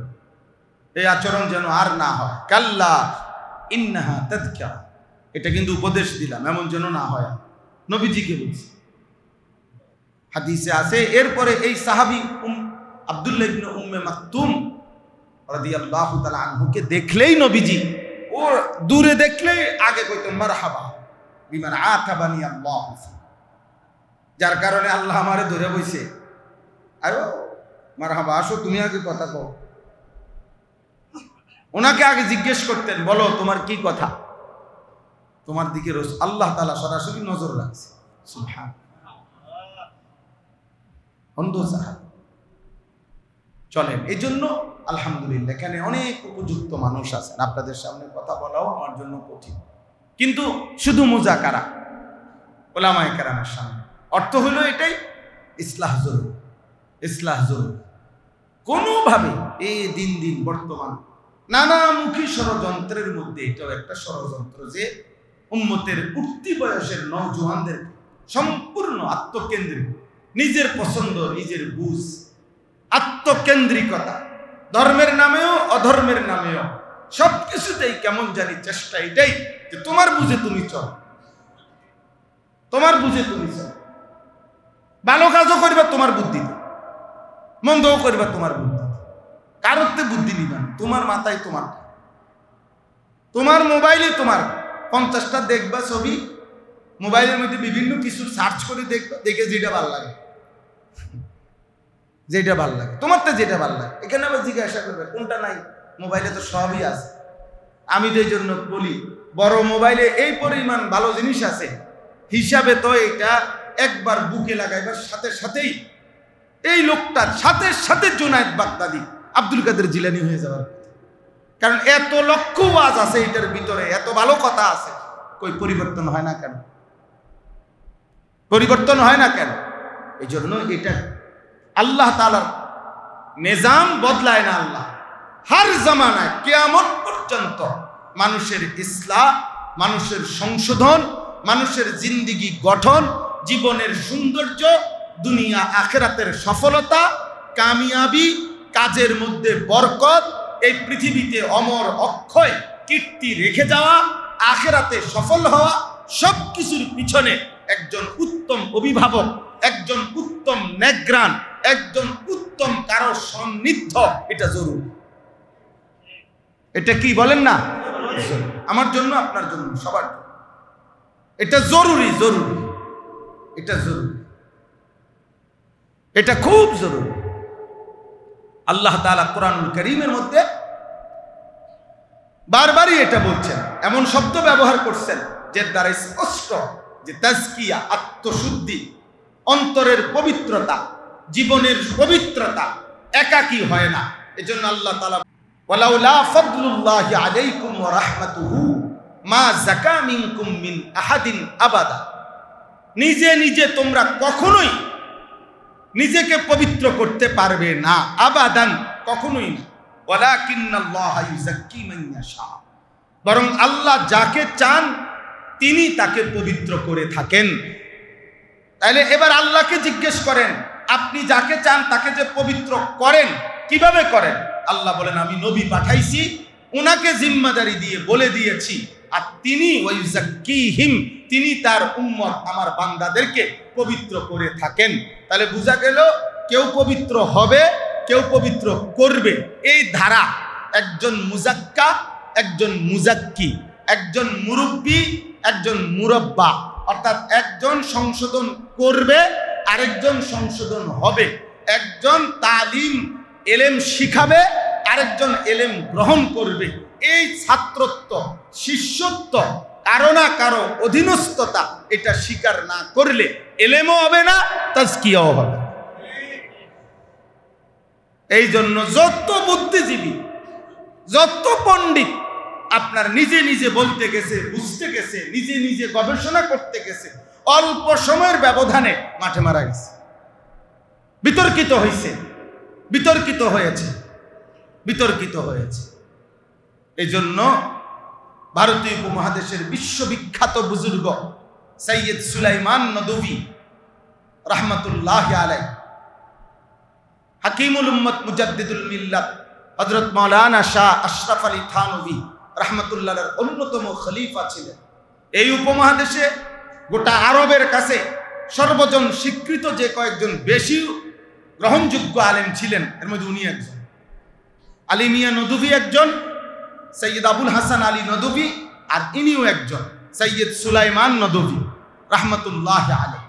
উনি বলছেন ইসলামের ইতিহাসে 1300 বৎসর, ওই সময় যে সময় উনি কিতাব লিখছেন। কি হলো ভাই, সমস্যা কি? আবার আপনারা ভাইয়া এই ধাক্কা ধাক্কি করে বাকি মানুষগুলোর কষ্ট দিও না ভাই। নওজোয়ান ভাই ওইখানে বসো, নয়তো দোতলায় বসো। আব্বা দোতলায় বসো, কাউরে কষ্ট দিও না, শুধু শুধু এই ঝামেলা করো না। দোতলায় যাও আব্বা, দোতলায় যাও। আচ্ছা, তো তিনি বলছেন 1300 বৎসরের ইতিহাসে সৈয়দ সুলাইমান নদভী বলছে 1300 বৎসরের ইসলামের ইতিহাসে, মানে ওই আগের উনি যে সময় কিতাব লিখছে, কাজে আমি স্পষ্ট প্রমাণ করে দিতে পারবো কোন আল্লাহওয়ালার সুহবত ছাড়া, আল্লাহর কোন নেক বান্দার তত্ত্বাবধান ছাড়া দ্বীনি লাইনে যারা কাজ করতে গেছে প্রতিবারই তারা নিজেরাও গুমরাহ হইছে, হাজারো মানুষকে গুমরাহী করছে। কখনো শেষ পর্যন্ত আকীদার মধ্যে ত্রুটি হইছে, কখনো সুন্নাত অনুসরণের মধ্যে ত্রুটি হইছে, কখনো রাসূলুল্লাহ সাল্লাল্লাহু আলাইহি সাল্লামের যথাযোগ্য ইজ্জত দিতে পারে নাই, কখনো সাহাবায়ে কেরামকে যথাযোগ্য ইজ্জত দিতে পারে নাই, কখনো কখনো উলামায়ে কেরামকে যথাযোগ্য ইজ্জত দিতে পারে নাই, কারণ মুস্তাকিল পণ্ডিত শেষ পর্যন্ত গোমরাহির দিকেই নিয়ে গেছে। এইজন্য হাকিমুল উম্মত মুজাদ্দিদুল মিল্লাত বলছেন রাহমাতুল্লাহি আলাইহি যে মুস্তাকিল বিজাত ও মুস্তাকিল বদজাত, যে মুস্তাকিল বিজাত ও মুস্তাকিল কি বদজাত। যে মনে করে আমি স্বয়ং সম্পূর্ণ, থানবী রাহমাতুল্লাহ আলাইহি বলছে সে একটা স্বয়ং সম্পূর্ণ বদজাত। আমি একাই বুঝি, আমি একাই বুঝি না, আপনি একা বুঝেন না, আপনি একা বুঝতে পারেন না। ইন্নামাল ইলমু বিত্তাআল্লুম, যে বুখারীর রওয়ায়াত। নবী সাল্লাল্লাহু আলাইহি সাল্লাম বলছেন ইলম হবেই একমাত্র ছাত্রত্ব, শিষ্যত্ব, তাআল্লুম, কারো কাছে বসা যায়, কারো কাছে নিয়মতান্ত্রিক ছাত্রত্ব গ্রহণ করতে হবে, শিষ্যত্ব গ্রহণ করতে হবে, কারো তত্ত্বাবধানে নিজেকে গড়তে হবে, নিজেকে গড়তে হবে। আজকের পৃথিবী বিখ্যাত মনীষী শেখুল ইসলাম আল্লামা তাকি উসমানী দামাত বারাকাতুহুম, ওনার লিখনীতে আমরা পড়ছি, হযরত বলছেন আমি যখন সর্বপ্রথম কাদিয়ানীদের বিরুদ্ধে কিতাব লিখছি, একটা ছোট আমার আব্বা জানকে দেখাইছি, মুফতি শফি রাহমাতুল্লাহ আলাইহি।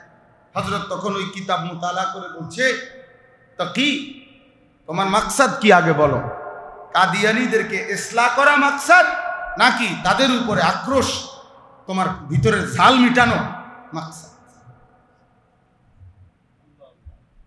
বলছে বুঝলাম না আব্বাজান। বলছে যদি মাকসাদ হয় যে না তাদের উপরে আমি আমার ঝাল মিটাইলাম, তাহলে ঠিক আছে, যেটা লিখছো, যেমনি লিখছো, যে আন্দাজে কোবাইছো, ঠিক আছে, বুঝেন নাই কথাটা? আর যদি মাকসাদ হয় কি ওদের ইসলাহ চাচ্ছ, তো এটা হয় নাই। আবার লেখ মেরে শায়েখ মেরে ওয়ালিদ, মেরে ওয়ালিদ মেরে শায়েখ কিতাব আছে সুন্দর, এটা বাংলা অনুবাদ আছে, আপনিও পড়েন, এত মজা পাইবেন, ছোট সুন্দর। আমার আব্বা আমার শায়েখ আল্লামা তাকি উসমানী সাহেব মুফতি শফি রাহমাতুল্লাহর উপরে এটা লিখছে, আমার আব্বা আমার শায়েখ, মাকতাবাতুল আশরাফ থেকে প্রকাশিত, অনেক সুন্দর। যাই হোক, আমার এই প্রসঙ্গটা একটা প্রসঙ্গ আমি বললাম। তাহলে এক নাম্বার আমি বললাম আপনাদের কাছে, এই নওজোয়ান ভাই আছেন, সাধারণ শ্রেণী ইমানদার মুসলমান আছেন, ওলামায়ে কেরামও আছেন, আমরা সবার জন্য আমাদের জীবনের ইসলাহ সংশোধনের জন্য একজন উপযুক্ত মুত্তাকি আল্লাহওয়ালা বুজুর্গের ধারাবাহিক সান্নিধ্য আসা যাওয়া আমাদের জন্য কি জরুরি। আল্লাহ আমাদেরকে এমন নিয়ামত দান করেন, আমরা খুঁজলে চাইলে পাবেন, কোনো সন্দেহ নেই। অকুনু মা'আস সাদিকিন, এটা কোরআনের আয়াত। কুনু এই শব্দটা দাওয়াম ইস্তিমরা, অতএব এটা কোনো কালেই বন্ধ হবে না, বন্ধ হবে না। অতএব আল্লাহর এই জমিনে আপনি সান্নিধ্য গ্রহণ করতে চান, এরকম নেককার মুত্তাকি আল্লাহওয়ালা নাই, এ কথা যদি আপনি বলে ফেলেন, সিদ্ধান্ত নিয়ে ফেলেন বুঝে শুনে, তাহলে এটা যেন আপনি কোরআনের এই আয়াতকে অস্বীকার করলেন।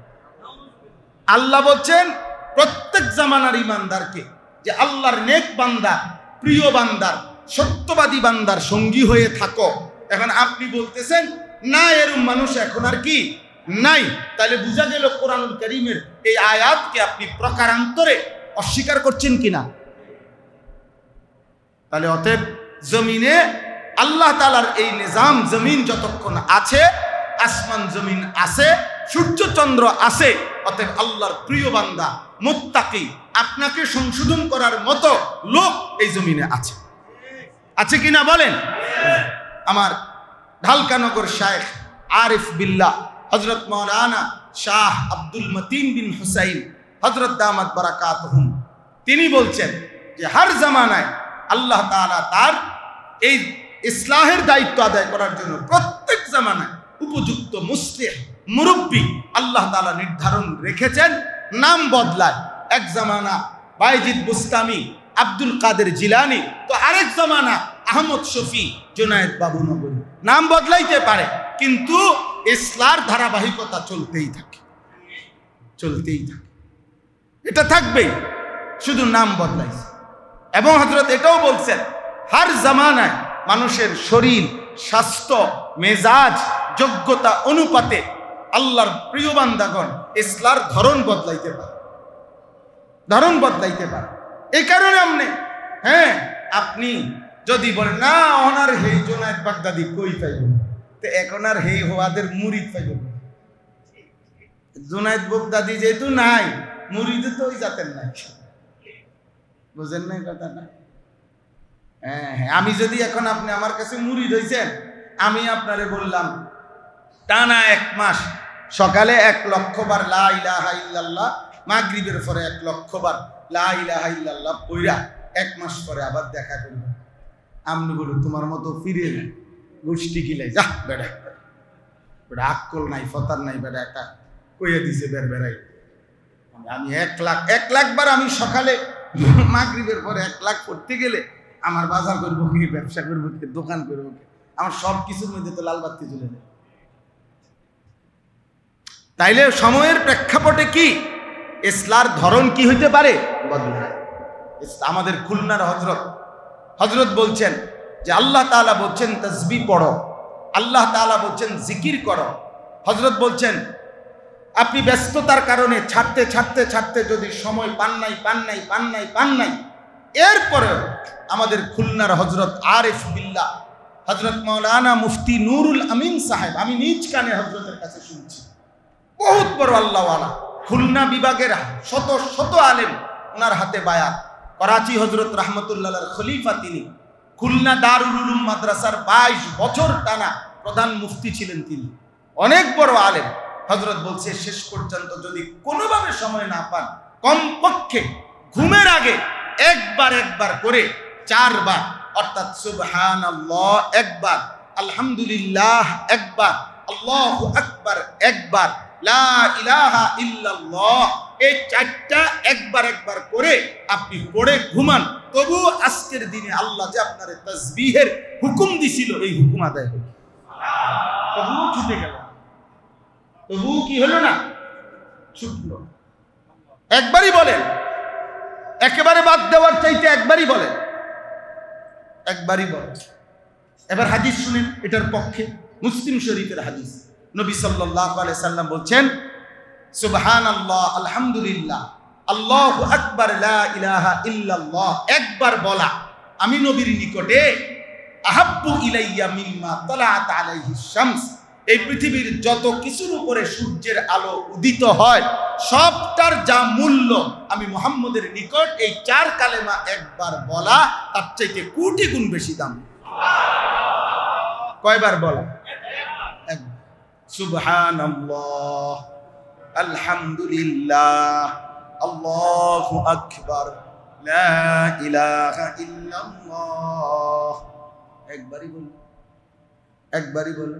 আর হাকিমুল উম্মত মুজাদ্দিদুল মিল্লাত হযরত মাওলানা শাহ আশরাফ আলী থানভী রাহমাতুল্লাহ আলাইহি বলছেন, রব্বুল আলামিন যার একবারের তাসবিহ কবুল করে আল্লাহই তাকে দ্বিতীয়বার পড়ার তৌফিক দান করে। আল্লাহ তাআলা যার পেছনের নামাজ কবুল করে আল্লাহ তাকে দ্বিতীয়বার নামাজ পড়ার আগ্রহ তৈরি করে। হযরতের এক মুরিদ বলছিলেন, হযরত আমরা যে 5 ওয়াক্ত নামাজ পড়ি আল্লাহ কবুল করে বুঝিনি, বুঝার কোনো উপায় আসেনি। হযরত তখন বলছে, আচ্ছা বুঝার উপায় পরে বলতেছি, তুমি আমার একটা কথার উত্তর দাও, আজকে সকালে নাস্তা করছো নি?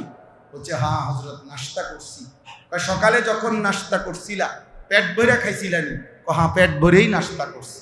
তো বলছেন, এবার দুপুরের খানা খাইছো নি? বলছে, জি হযরত দুপুরেও খানা খাইছি। তো বলে, সকালে না পেট ভরে তুমি নাস্তা করলা, তো দুপুরে আবার খাইতে গেলা কেন? যে হযরত দুপুর হইতে হইতে সকালের নাস্তা হজম হয়ে গেছে, নতুন করে ভোগ লাগছে, দুপুরের খানার চাহিদা হয়েছে, এজন্য দুপুরে খাবার খাইছি। দুপুরে পেট ভরে খাইছিলানি? বলছে, হ্যাঁ হযরত দুপুরেও পেট ভরে খাইছি। তো রাতে খানা খাইছো নি? বলছে, হ্যাঁ হযরত রাতেও খানা খেয়েছি। বললেন, তো দুপুরে না পেট ভরে খাইলা, তো রাতে আবার খাইতে গেলা কেন?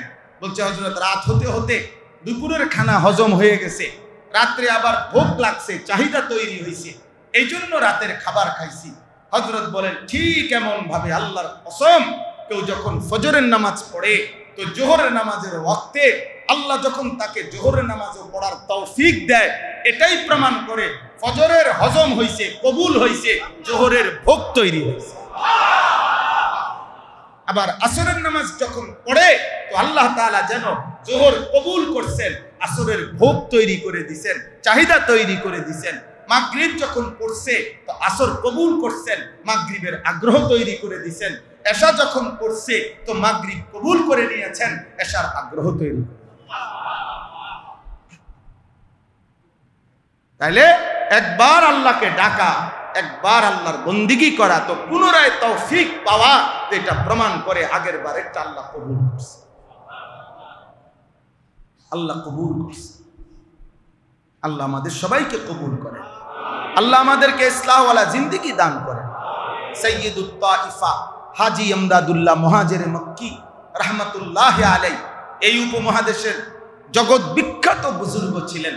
হযরত বলছিলেন যে, আমাকে যদি শবে কদর ঠিক যেই রাত্রি আল্লাহর পক্ষ থেকে ইলহামি ভাবে নির্ধারণ করা হয় যে ঠিক রমজানের শেষ দশকের নির্ধারিত বেজর রাত্রি যদি বলে দেওয়া হয় যে ইমদাদুল্লাহ আজকেই শবে কদর, এবং যদি বলা হয় একটি মাত্র দোয়া আজকে তোমার নিশ্চিত কবুল হবে, সেটা কি তুমি করো যেটা আমি আল্লাহ কবুল করব। হযরত বলেন, যদি এরকম শবে কদরের নির্ধারণ করে দিয়ে একটি দোয়া কবুলের সুযোগ দিয়ে আমাকে যদি দোয়া করতে বলা হয়, তিনি বলেন, আল্লাহর কসম আমি আল্লাহকে বলবো ওই দোয়াটা যে আল্লাহ আপনার কোন আল্লাহওয়ালা নেক বান্দার সোহবত সান্নিধ্য আমার জীবনে দান করেন, আমাকে আপনার কোন প্রিয় বান্দার সান্নিধ্য দিয়ে। এই ইসলাহী মাহফিল গুরুত্বপূর্ণ। আমাদের ঢালকানগর হযরত বলছেন, আমার শায়েখ আরিফ বিল্লাহ আল্লামা মুফতি মুশতাকুন নবী কাসিমি হযরতের মাদ্রাসায় বসে বলছেন যে, জোর তাকিদ দিয়ে বলছেন আমরা বসা। ঢালকানগর হযরত বলছেন, অবশ্যই ইসলাহী মাহফিল করবেন, 10 জনের সামনে বলবেন, 5 জনের সামনে বলবেন। হযরত বলছেন, মনে রাখবেন যুগে যুগে ছোট ছোট মজলিস থেকে সর্বযুগে আল্লাহ তাআলা বড় বড় মানুষ তৈরি করছে, বড় বড় মানুষ। এজন্য সমস্ত উলামায়ে কেরাম, মসজিদের ইমাম সাহেবগণ হার প্রত্যেকের জায়গায় আল্লাহর কথা বলেন। 1 জনের কাছে বলেন, 10 জনের কাছে বলেন, 5 জনের কাছে বলেন, আল্লাহর কথা বলেন, আল্লাহর কথা বলেন। সবাই জনপ্রিয় হইতে হবে জরুরি না। কিতাবের মধ্যে আছে আল্লাহ তাআলার 2টা নাম আছে, আয-যাহির আল বাতিন। আল্লাহ তার নামের সিফাত বান্দার উপরে প্রকাশ করে, তো আল্লাহ যাকে ইচ্ছে করে তার মধ্যে জুহুর নাম প্রকাশ করে, ফলে সে সবার কাছে পরিচিত হয়। আল্লাহ যাকে ইচ্ছে করে আল্লাহ তাআলার বাতিন নাম, গোপন, এই নামের সিফাত তার উপরে প্রকাশ করে, ফলে সে সবার থেকে গোপন থাকে, আল্লাহরই প্রিয় হয়ে থাকে। এজন্য হাজারো আউলিয়া এমন আছে যাদেরকে পৃথিবীর কেউ চেনে না, আবার এমনও আছে যাদেরকে সারা পৃথিবী চিনে। দুইটাই আল্লাহ তাআলার কুদরত। অতএব সবাই চিনতে হবে জরুরি, কোট বদলানোর কিছু নেই, এত রঙে এত ঢঙ্গে ফেসবুকে দেওয়ানোর কিছু নেই। যাইতে আছি, রওনা দিতে আছি, দোয়া করেন। জ্যামে আছি, একটু দোয়া করেন। গাড়িটা একটু বাজ্যে গেছে, দোয়া করেন। বাজ্যে গেলে খুলে না লাইবেন। হ্যাঁ, জ্যামে পড়ছেন, দাঁড়াইয়া না থাকবেন চুপচাপ। কি করতো মানে বাকি মানুষ কি করতো? জ্যামে পড়ছে ব্রাহ্মণবাড়িয়া ময়মনসিংহের মানুষ ওটালে দোয়া করতো, আল্লাহ ব্রাহ্মণবাড়িয়ার জ্যাম ছুটে এটা তামাশা তামাশা। অতএব সবাই চিনতে হবে কি না জরুরি, এটা জরুরি না। আমি অনেক উলামায়ে কেরাম দেখলাম, দেখা আমার মনের আবেগটা আমি বলবো। আপনারা প্রত্যেকে ইনশাআল্লাহ প্রত্যেকের যায় আনফাসে ঈসা কিতাব আছে, হাকিমুল উম্মত থানভী রাহমাতুল্লাহ আলাইহি মালফুজাতের কিতাব, ওইখানে স্পষ্ট আছে হাকিমুল উম্মত বলছে যে হে আল্লাহর বান্দা, উম্মতের যারা দায়ী, আপনারা প্রত্যেকে প্রত্যেকের জায়গায় যেইভাবে যে যাকে সামনে পান আপনার আল্লাহর কথা বলেন, আল্লাহর কথা বলেন। দাওয়াত ও তাবলীগের সাথীরা বছরের পর বছর ধরে আল্লাহর দ্বীনের দাওয়াত ছড়িয়ে দিচ্ছে। আজকে সময়ের প্রয়োজন যে এর চাইতে বেশি সংখ্যক আরো ব্যাপকভাবে উলামায়ে কেরাম, তোলাবায়ে কেরাম, সাধারণ আওয়াম, আমাদের প্রত্যেকের জায়গায় উচিত আমরা জবান খোলা। কেউ একজনকে বলবেন, কেউ 10 জনকে বলবেন, কেউ 1 লক্ষকে বলবেন, কিন্তু মানুষকে আল্লাহর কথা বলা, মানুষকে আল্লাহর দিকে ফেরানোর চেষ্টা করা।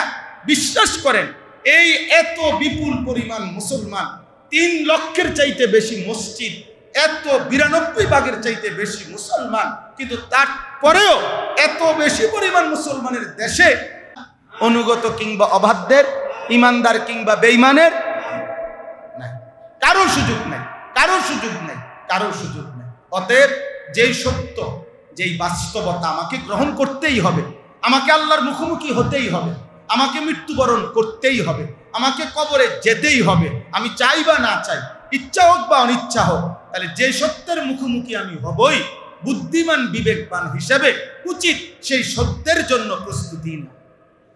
কি বলেন? প্রস্তুতি নেওয়া উচিত। যে বাস্তবতার মুখোমুখি আমি হবই, ওই বাস্তবতাকে মেনে নিয়ে আল্লাহর ইবাদত করা, এটাই বিবেকের দাবি, ইনসাফের দাবি, যুক্তির দাবি, ইমানের দাবি। আল্লাহ আমাদের সবাইকে কবুল করে নেন। আজকের এই মোবারক ইসলাহি মজলিস আল্লাহ তাআলা ভরপুর কবুল করে নেন। আমরা নিয়মিত চেষ্টা করব আল্লাহওয়ালা বুজুর্গানে দ্বীনের ইসলাহি মজলিসে যাওয়ার। আল্লাহ আপনাদেরকে তৌফিক দেন, কবুল করেন।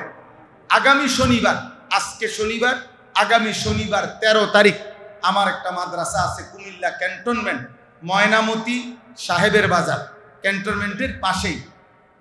মুসলমানদের 14 বছর থেকে 30 বছর বয়সী যত স্কুল কলেজ ইউনিভার্সিটির ছেলে অথবা পড়ালেখা করে না কিন্তু মাদ্রাসার ছাত্র না, এমনি ছেলে, এরকম সকলের জন্য সকাল 8টা থেকে রাত 9টা পর্যন্ত দিনব্যাপী তারবিয়াতি কোর্স হবে। আমরা কয়দিন পর পরই করি আমার মাদ্রাসা, এটা মুসলিম কিশোর যুবক নওজোয়ানদের জন্য। আগামী শনিবারে এটা হবে সকাল 8টা থেকে দুপুর 1টা পর্যন্ত। ওযু, নামাজ, সূরা, কেরাত, দোয়া, কালাম, রুকু, সেজদা, যেটুক সম্ভব নির্ধারিত সিলেবাস আছে আমাদের, ওইটা শেখানো হবে। দুপুর 2:30টার থেকে এশা পর্যন্ত ধারাবাহিক কিশোর যুবক নওজোয়ানদের জন্য ইসলাহি বয়ান হবে। আমার শায়েখ আল্লামা মুফতি মুশতাকুন নবী সাহেব আসরের পরে বয়ান করবেন। আমাদের প্রিয় ভাই, বাংলাদেশের অন্যতম প্রথিতযশা আলেম দ্বীন আল্লামা মুফতি আরিফ বিন হাবিব মাগরিবের নামাজের পরে বয়ান করবেন। আমরাও আল্লাহ যদি হায়াতে বাঁচায় থাকবো ইনশাআল্লাহ। যুবক ভাই যারা আছেন, যারই সুযোগ হয়, 13ই জুন রোজ শনিবার সকাল 8টা থেকে রাত 8টা মানে 9টা পর্যন্ত, এশা পর্যন্ত, গাড়ি ভাড়া দিয়ে শুধু যাইতে হবে, গাড়ি ভাড়া দিয়ে আসতে হবে।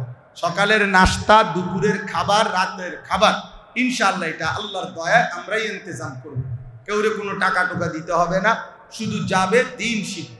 আমার স্বপ্ন, আমরা বড় জায়গা কিনছি, বড় একটা মাদ্রাসা করতে চাই, যেই মাদ্রাসায় মুসলিম কিশোর যুবক, স্কুল কলেজ ইউনিভার্সিটি পড়ুয়া কিংবা বয়স্ক মুরব্বী সাধারণ মানুষ বছরের যেই কোনো দিন, যে কোনো সময়, যেটুকু সময় নিয়ে আসবে, দিন শিখবে। এরকম একটা মাদ্রাসার কার্যক্রমের জন্য আমি 115.5 শতক জায়গা একসাথে কিনছি। 1 একর 15.5 শতক, প্রায় 2,67 লাখ টাকা জায়গার দাম। সারা বাংলাদেশ থেকে অগণিত মুসলমান আমাদের ওই মাদ্রাসার জায়গায় 4,200 টাকা করে এক নামাজের মুসল্লা পরিমাণ জায়গার দাম দিছে। অনেক আল্লাহর বান্দা পুরুষ নারীরা দিছে। আমরা জায়গায় জায়গায় কাগজ দেই, হ্যান্ডবিল দেই, বিকাশ নাম্বার, অ্যাকাউন্ট নাম্বারওয়ালা। যদি কারো সুযোগ হয় আপনারাও শরীক হইতে পারবেন 4,200 টাকা দিয়ে। আমাদের আশা যে আসবে যখন, দিন শিখবে তখন, যার সময় যতক্ষণ, দিন শিখবে ততক্ষণ। এটা আমার স্লোগান। আল্লাহ তাআলা তৌফিক দান করেন। আপনারা যারা আছেন, নওজোয়ান ভাই, কিশোর ভাই,